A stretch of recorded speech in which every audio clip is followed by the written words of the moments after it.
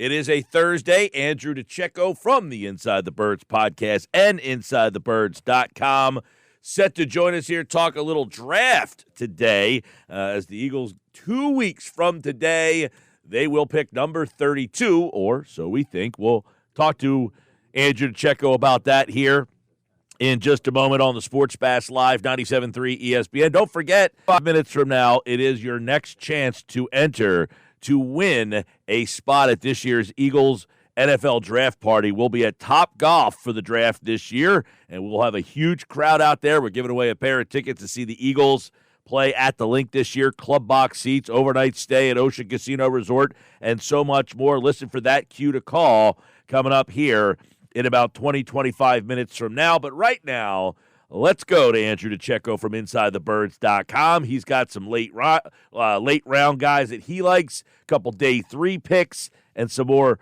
on that pick number 32. We got a lot of questions for Andrew, so let's get into it now with Andrew DiCecco here for Football at 4 on Thursday. What's up, Andrew? Hey, Mike, how you doing, man? All's good, brother. I know we're 2 weeks now, man. This is getting real. We're starting to feel it. And, if I were to ask you 2 weeks out, are you getting a better view of what happens or what could be hanging around at number 32 to where a lot of people just assume, Andrew, that, hey, Howie Roseman, he'll try to move, he'll try to trade, he'll get it out of there. But if you like the avenue that he sits on with pick 32 in this draft? Personally, I do. I just get the sense that the Eagles would be more willing to trade down and acquire more ammunition to maneuver the draft boards. There will be a trade or two, I imagine. But if they were to stand pat at 32, there's a player like Adivin Ezeraku, the edge rusher from Boston College. That's a sweet spot for him. Walter Nolan, the defensive tackle from Ole Miss. I think the Eagles would have to think long and hard about trading out of that spot if he falls within striking distance, because the optics of pairing him alongside Jalen Carter is especially enticing. I really do like what he's able to bring in terms of pass rush and a lot of room to grow into that role. They need a defensive tackle in the worst way to atone for the loss of Milton Williams, who played 48% of the snaps for the Eagles last year. I like to emphasize that as much as possible because there's a lot of players that are 2 players behind him in the pecking order, Jordan Davis and Moro Ojomo, who each accounted for 37% of the snaps. So I think it would be a malpractice perhaps to assume that either player is going to be able to take an elevated role and be as effective. So those are 2 positions right there I could foresee. And tight end, let's not lose sight of that. There are a number of intriguing tight ends, obviously behind Tyler Warren, but Colston Loveland from Michigan, he's a player that a lot of folks like. I understand that. Mason Taylor, for me, is the second best tight end in this draft class. And it's not too far out of the realm of possibility to see him perhaps come off the board on Thursday night, because depending on where you look, I mean, I've believed this for a couple of weeks now based on information that I've gathered, but there's also Daniel Jeremiah. That's the 32nd player ranked on his board. There's another prominent draft guide that has him as a first or a second round pick. So that's a player right there that would make some sense given the Dallas Goedert situation. All right. A lot of people, Andrew, view, as you mentioned, defensive tackle, edge rusher as top priorities in the draft. If a guy like Walter Nolan or James Pierce, Tennessee, if they get to a certain area, are they worth trading up for? Walter Nolan, yes. James Pierce, no. I wouldn't trade up for James Pierce. I think you can hold firm at 32 and probably land Adivin Ezeraku there. Or maybe you look at the second round and you add an edge rusher.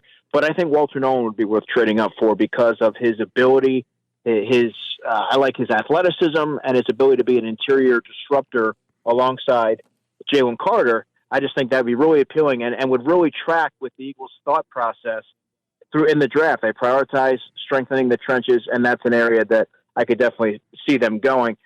That's trading up for a safety I don't necessarily see unless for someone on the draft board. But, I mean, you have to look at the positional value and what the Eagles truly hang their hat on. Cornerback, is that a real possibility in your mind? Or is that something that you think there's enough depth that they can address later on? Is there a corner in a specific that you would say, if that guy's there at 32, bang, you got to get him? And at the cornerback position, more so in the second round at 64. I could see a Trey Amos. I could see a Maxwell Hairston, who's generated a ton of interest late in this process. The corner from Kentucky, really good short area quickness, a little bit on the smaller side at 5'11", 185. But that's those are two players right there that would not be reaches at 64. Might be a little tough to see them going corner at 32. I think that would be a little bit of a stretch. Also, Savone Rebel from East Carolina is another corner that I really like, 6'2", 194. Tore his ACL early in the season, but my understanding is that he's going to be okay. There's no issue there from teams. He's still getting plenty of buzz as well. So there's three players, but I don't necessarily view them as the best player available at 32.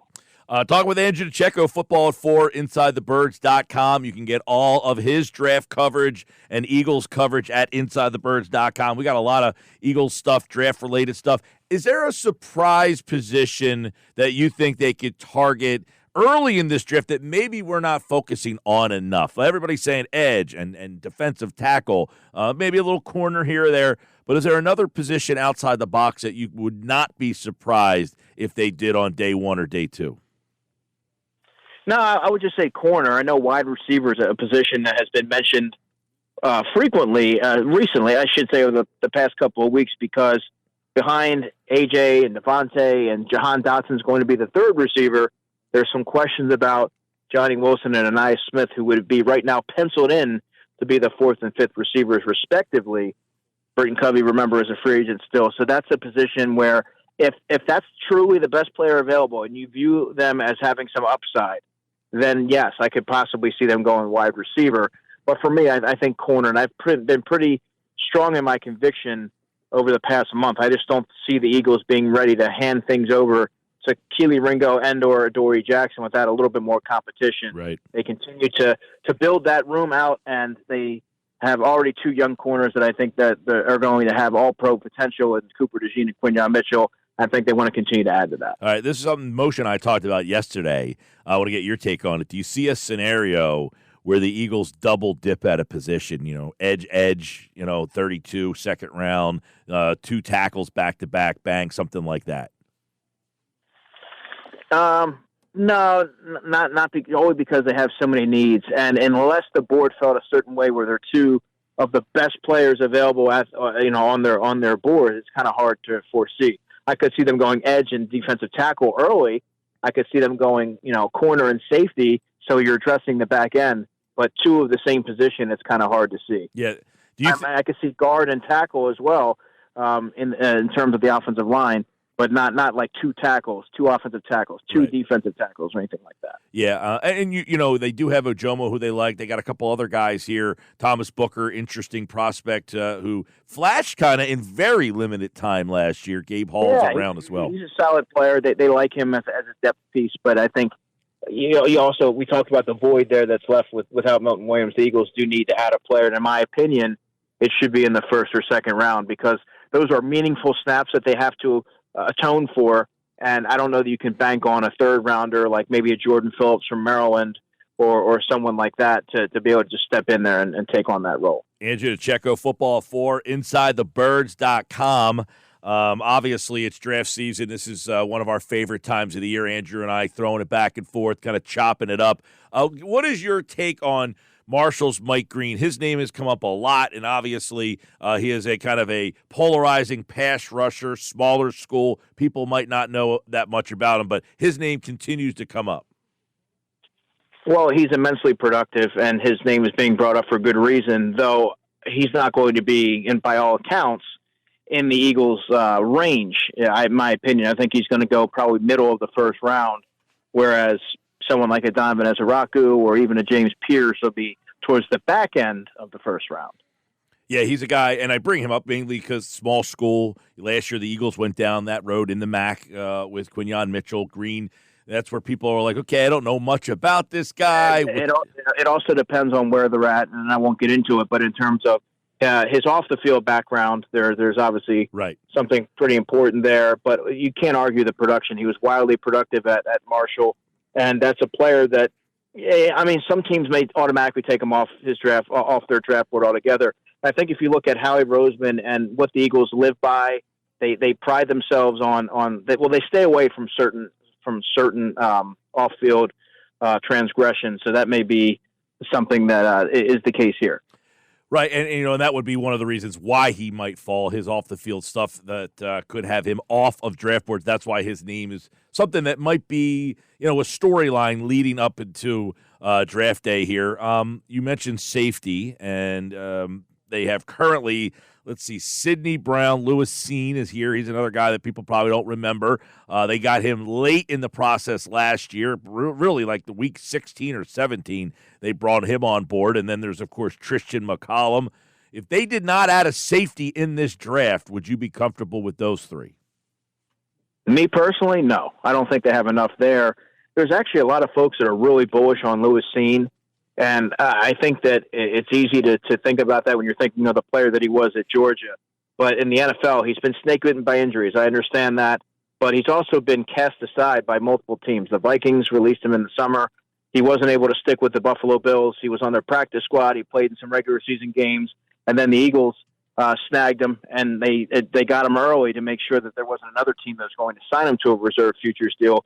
But the point is he is a mystery. You don't necessarily know what he's going to be. You don't know if he can stay healthy. If he's the player that he was, if he's any semblance of the player that he was at Georgia, they're going to have something. McCollum I like as a 4. I think Blankenship's best suited to be a number 2 safety.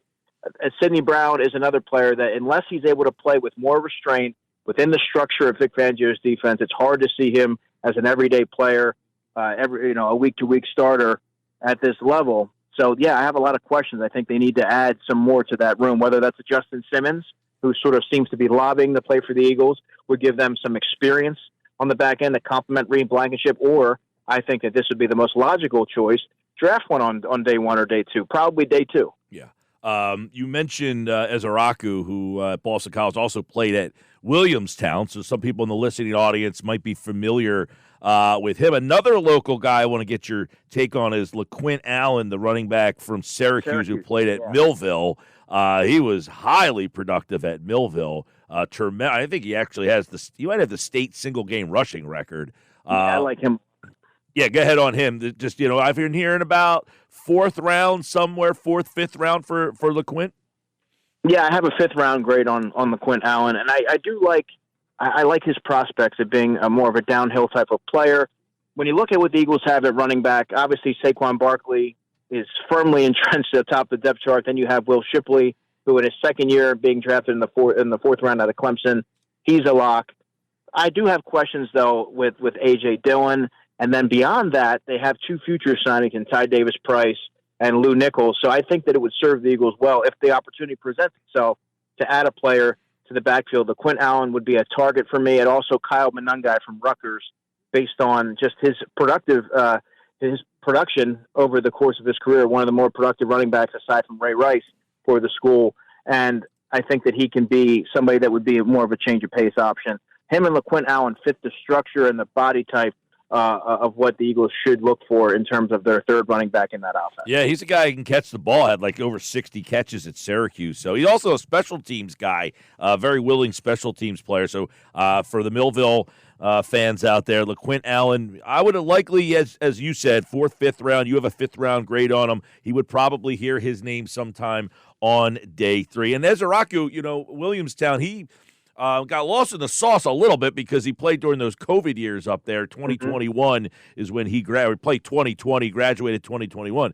But ACC Player of the Year, this is a guy, and you've mentioned it sounds like you think he could be on the board at 32 or right near there. Absolutely. I think that would not be a reach. Right now it's well within the realm of possibility. There's also, and this time of the year you often hear about risers and fallers. In NFL circles, these players are not risers or fallers. They have an idea of exactly where these guys are supposed to go. It's the outside that starts to catch up with the thought process here. And I really do think that he can go even a little bit earlier as well. That's a player that's gaining some steam here late in the process. All right, Andrew DiCecco, right now, go to InsideTheBirds.com, get his late bloomers on the defensive side of the ball, some guys that he likes, some day 3 darlings. You can check that all out at InsideTheBirds.com for football at 4. We'll wrap it up there. We'll do more draft talk next week and get you ready for pick 32 the following week here on the Sports Bash. All right, Andrew, appreciate it as always, pal. Thanks, Mike. Have a good one.